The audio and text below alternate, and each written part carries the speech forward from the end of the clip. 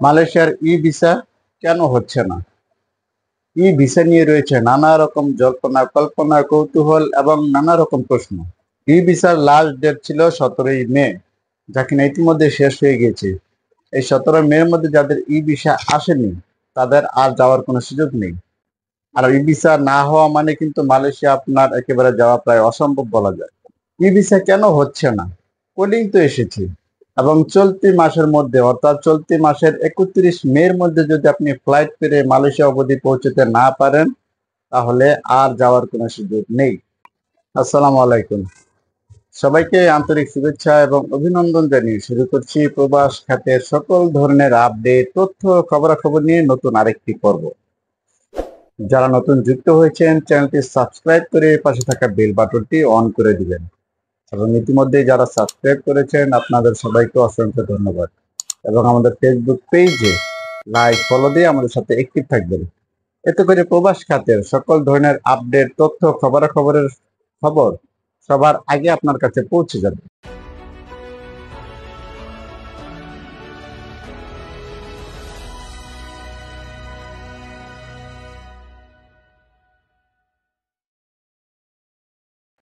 প্রিয় দর্শক, ই ভিসা নিয়ে আপনাদের মধ্যে রয়েছে নানা রকম জল্পনা কল্পনা, নানা রকম কৌতূহল এবং প্রশ্ন।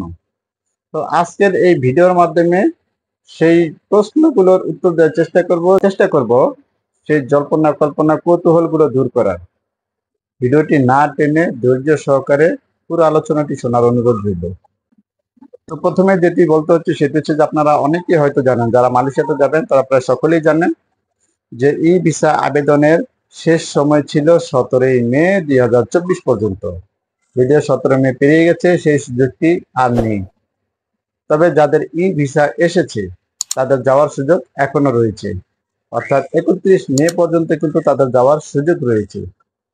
তো যাদের ই ভিসা হয়েছে 31 মের মধ্যে যদি ফ্লাইট করে তারা যেতে না পারে তাহলে কিন্তু আর কখনই মালয়েশিয়া যেতে পারবে না, পরবর্তী নির্দেশনা না পাওয়া পর্যন্ত। তবে কিছু দুষ্ট এজেন্সি বা দালাল আছে, তাদের প্রতারণা থেকে সাবধান থাকবেন, কেননা অনেক এজেন্সি বা দুষ্ট দালাল আছে যারা ক্লায়েন্টদেরকে বোঝায়, অনেক রকম বুঝিয়ে সুঝিয়ে যে করে হোক তাদের ভিসা করে দিবে। তাদের সেই সম্ভাবনা রয়েছে, সেই সুযোগ রয়েছে, তাদের কাছে সেই ধরনের লোক রয়েছে যার মারফতে তারা আপনাকে 31 মের মধ্যে ভিসা কমপ্লিট করে হয়তো মালয়েশিয়াতে পৌঁছে দিবেন। এরকম নানা ধরনের মিষ্টি কথা বলে একটি প্রতারণার ফাঁদের মধ্যে ফেলে। তো সেই প্রতারণা থেকে অবশ্যই দর্শক আপনারা সাবধানে থাকবেন, কেননা আগে বলেছি, বিগত ভিডিওগুলোতে এখনো বলছি যে কলিং ভিসার ইস্যু করার যে মেয়াদ ছিল, ডেট ছিল, সেটি কিন্তু পেরিয়ে গেছে, এবং ই ভিসার সর্বশেষ ডেট ছিল 17ই মে আবেদন করার জন্য, সেটি অলরেডি বন্ধ হয়ে গেছে। এখন শুধু রয়েছে যাদের ই ভিসা কলিং এসেছে এবং ই ভিসা কমপ্লিট হয়েছে, শুধুমাত্র তারা বাংলাদেশ থেকে মালয়েশিয়াতে যেতে পারবেন। এছাড়া কিন্তু নতুন করে কলিং ভিসা ইস্যু হওয়ার কোনো চান্স নেই, এটি বন্ধ হয়ে গেছে, এবং ই ভিসা হওয়ার কোনো সুযোগ নেই। অতএব এই বিষয়গুলো একটু মাথায় রাখবেন এবং দালালদের প্রতারণা থেকে সাবধানে থাকবেন। তো আশা করি বিষয়টি বুঝতে পেরেছেন। যদিও আমার প্রত্যেকটি ভিডিওতেই আমি সবাইকে সতর্ক করে দিই এই বিষয়টির জন্য যে দালালদের প্রতারণা থেকে সাবধানে থাকবেন, এবং যদি কেউ আপনাকে আবারও বলে যে না এখনো যাওয়ার সুযোগ রয়েছে কিংবা পরবর্তীতে যাওয়ার সুযোগ থাকবে, তাহলে ভালো করে যাচাই বাছাই করে তারপরে দেখে নেবেন, এবং তাদের খপ্পরে যেন না পড়েন, কেননা তাদের খপ্পরে পড়লে কিন্তু আপনি সর্বশান্ত হয়ে যাবেন। তো ভালো মতো খোঁজ খবর নিয়ে তারপর অবশ্যই তাদের খপ্পরে পা দিবেন। যদি আমার পরামর্শ থাকবে যে তাদের খপ্পরে আপাতত আর কোনো পা দিবেন না, নতুন কোনো নির্দেশনা না আসা পর্যন্ত। তো এই ভিসা নিয়ে আপনাদের মনে যে জটিলতা বা নানা রকম কৌতূহল বা প্রশ্ন ছিল, আসুন সেই বিষয়ে একটু আলোকপাত করি। যদিও আমরা আমাদের বিগত ভিডিওগুলোতে বলেছি যে ই ভিসা কেন হচ্ছে না, কেন ই ভিসা বিলম্ব হচ্ছে, কেন কলিং আসার পরও ই ভিসাটি আসছে না, এই ব্যাপারে এই বিষয়ে কিন্তু বিস্তারিত আলোচনা করেছে আমার বিগত ভিডিওগুলোতে। যারা দেখেননি, ইচ্ছে করলে সেই ভিডিওগুলো দেখে নিতে পারেন, আমি ডিসক্রিপশনে সেগুলোর লিঙ্ক দিয়ে দিচ্ছি, আপনারা সেখান থেকে দেখে নেবেন। তারপরও আপনাদের জানার সুবিধার্থে আপনাদের আগ্রহের কারণে আমি সেই বিষয়গুলো আবার রিপিট করছি। দেখুন, বিষয়টি হচ্ছে যে ই ভিসা এতদিন বাংলাদেশ থেকে, বাংলাদেশের যে এজেন্সি রয়েছে তারাই কিন্তু আবেদন করে ইস্যু করত। তো তাদের কিছু গাফিলতা বা অনিয়মের কারণে সেই সুযোগটি কিন্তু তাদের কাছ থেকে মালয়েশিয়া সরকার কেড়ে নেয়।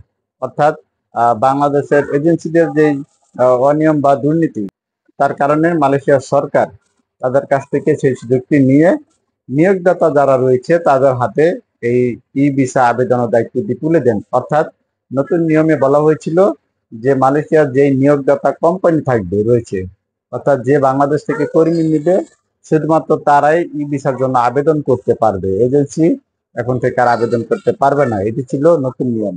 আর এই জন্যই অনেকের কুলিং ভিসা হয়েও ই ভিসা হচ্ছিল না, কেননা ই ভিসা নিতে হলে এখন নিয়োগদাতা কর্মীকেই আবেদন করতে হবে। আর নিয়োগদাতা কর্মী আবেদন করা মানে তাদের একটি দায়বদ্ধতা থাকা, সরকারের কাছে তাদেরকে একটি দায়বদ্ধতা থাকবে, তাদেরকে জবাব দিতে হবে যে সে কর্মী কোথায় নিচ্ছে, কেন নিচ্ছে, তাদেরকে ঠিকমতো কাজ দিচ্ছে কিনা, খাবার দিচ্ছে কিনা, তাদের স্যালারি ঠিক আছে কিনা, তাদের কাজ ঠিক আছে কিনা, এই সব কিছুই কিন্তু পরিপূর্ণভাবে করতে হবে, সরকারের কাছে তাদের জবাবদিহিতা করতে হবে। আর যেহেতু আগে অনেক এজেন্সি রয়েছে কিংবা কোম্পানি রয়েছে যারা কোলিং বিষয় নিয়ে রেখেছি, কোলিং ইস্যু করে রেখেছিল যে এখান থেকে লোক নিয়ে তারা সেখানে কোন রকম মালয়েশিয়াতে পাস করে হাতে পাসপোর্ট দিয়ে তারপর তাদের কাজের জন্য তাদেরকে ছেড়ে দিবে যে তোমরা ইচ্ছে মতো তোমাদের কাজ খুঁজে নাও। তো এখন নিয়োগদাতা কর্মী ই ভিসা ইস্যু করলে কিন্তু সেই সুযোগটি আর থাকছে না। যদি কর্মী কোনো সমস্যায় পড়ে যায় তাহলে কিন্তু সরকারের কাছে তাদেরকে একটি জবাবদিহিতা করতে হচ্ছে। মূলত সেই জন্যই অনেকের ই ভিসা হচ্ছে, আবার অনেকের কলিং হয়ে ই ভিসা ইস্যু হচ্ছিল না। এটি হচ্ছে আসলে মূল কারণ। তো আশা করি আপনারা কিছুটা হলেও ধারণা পেয়েছেন। তারপরেও যদি আরো বিস্তারিত জানতে চান আমাদের বিগত যে ভিডিওগুলো রয়েছে ভিডিওগুলো দেখুন, সেখানে পরিষ্কারভাবে বলা রয়েছে। আশা করি আপনারা সেখান থেকে একটি ধারণা পাবেন। মোট কথা হচ্ছে যে সাপ্লাই কোম্পানিগুলো কলিং ভিসার আবেদন করে রেখেছিল তারা ই ভিসার জন্য আবেদন করতে পারছে না, যেহেতু তারা সেখানে কর্মী নিয়ে কাজ দিতে পারছে না, কর্মীদের হাতে পাসপোর্ট দিচ্ছে, কর্মীরা নিজেদের কাজ নিজেরাই খুঁজে নিতে হচ্ছে। তাই সেই সাপ্লাই কোম্পানিগুলো আর ই ভিসার জন্য আবেদন করতে পারছে না, যদিও তাদের কলিং ইস্যু হয়ে আছে। এটি হচ্ছে মূল কারণ এবং সবচেয়ে বড় কারণ। সেজন্যই আসলে ই ভিসার এই জটিলতা। তো যারা ই ভিসা নিয়ে ভুগছেন, কলিং এসেছে ই ভিসা পাচ্ছেন না, কিংবা ই ভিসা নানা রকম সমস্যায় ভুগছেন, আশা করি আপনারা বিষয়টি বুঝতে পেরেছেন। আর যারা সরাসরি কোম্পানিতে যাবেন তাদের সুযোগ রয়েছে এখনো। যাদের কলিং ভিসা ইস্যু হয়ে যাচ্ছিল তাদের ই ভিসা আবেদনের শেষ সময় ছিল 17ই মে পর্যন্ত। তো 17ই মের মধ্যে যারা ই ভিসার জন্য আবেদন করেছেন তাদের এখনো সুযোগ রয়েছে। এই 31 মের ভিতরে যদি আবার ই ভিসা চলে আসে, যদি ভিসা প্রসিডিং করে আপনারা যেতে পারেন, তাহলে এই 31 মের মধ্যে আপনারা যেতে পারবেন। সেই সুযোগটা আপনাদের এখনো রয়েছে। অর্থাৎ 17ই মের পরেও যদি কারো ই ভিসা আসে তাহলে তিনি বিএমইটি ক্লিয়ারেন্স স্মার্ট কার্ড নিয়ে ফ্লাইট করে মালয়েশিয়াতে যেতে পারবেন, সেই সুযোগটি এখনো রয়েছে। যদিও বাংলাদেশ যে মন্ত্রণালয় রয়েছে সেই মন্ত্রণালয়ের একটি মিটিং হয়েছে কিছুদিন আগে, আপনারা হয়তো অনেকেই জানেন। সেই মিটিং এ বাইরা যে কমিটি রয়েছে তাদের সাথে জরুরি একটি বৈঠক হয়েছে, এবং সেই মিটিং থেকে বাংলাদেশ মন্ত্রণালয় থেকে কিন্তু মালয়েশিয়াতে একটি চিঠি প্রেরণ করা হয়েছে এই সময়টা আরো একটু বাড়ানোর জন্য। সেটি এখনো মালয়েশিয়া সরকার বিবেচনায় রেখেছে। যদি মালয়েশিয়া সরকার সময় বাড়ায় তাহলে হয়তো যাদের ই ভিসা আসছে কিংবা যারা কলিং এ অপেক্ষা করছেন হয়তো তাদের জন্য একটি ভালো খবর হতে পারে। যদি মালয়েশিয়া সরকার বিষয়টি বিবেচনা করে অনুমোদন দেয় তবে সেটি আমাদের জন্য খুবই ভালো হবে।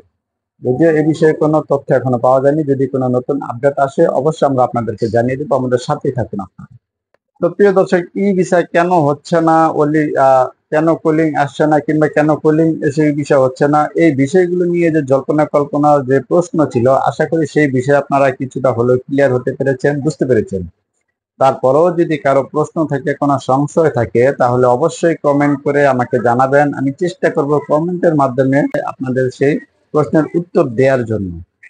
এবং আমাদের ফেসবুক পেজেও আপনারা যে দেখতে পারেন, এই রিলেটেড অনেক ভিডিও আপলোড করা আছে, সেখানে রিলস রয়েছে, হয়তো সেখান থেকে আপনার যে কলিং বিষয়ে প্রশ্ন রয়েছে সেই প্রশ্নের উত্তর পেয়ে যেতে পারেন। আমাদের বিগত ভিডিওগুলি চেক করে দেখতে পারেন, সেখানে কলিং এর বিভিন্ন বিষয়ে আলাপ আলোচনা করা রয়েছে, সেখান থেকে আপনারা একটি ধারণা নিতে পারেন। প্রিয় দর্শক, বিদায় নিব। বিদায় নেওয়ার আগে অনুরোধ থাকবে অবশ্যই আমাদের চ্যানেলটি সাবস্ক্রাইব করে আমাদের ফেসবুক পেজে লাইক ফলো দিয়ে আমাদের সাথে একটিভ থাকুন। এতে করে প্রবাস খাতের আপডেট তথ্যের যে খবরগুলো রয়েছে, যে নতুন পর্বগুলো রয়েছে, সেগুলো সবার আগে আপনার কাছে পৌঁছে যাবে। খুব সহজে সেগুলো নোটিফিকেশন আপনি পেয়ে যাবেন। আজ তাহলে বিদায় নিচ্ছি। দেশে এবং প্রবাসে যে যেখানে আছেন, আল্লাহ আপনাদের ভালো রাখুন, সুস্থ রাখুন এবং নিরাপদে রাখুন, এবং 5 ওয়াক্ত নামাজ সময় মতো আদায় করুন। আসসালামু আলাইকুম ওয়া রাহমাতুল্লাহি ওয়া বারাকাতুহু।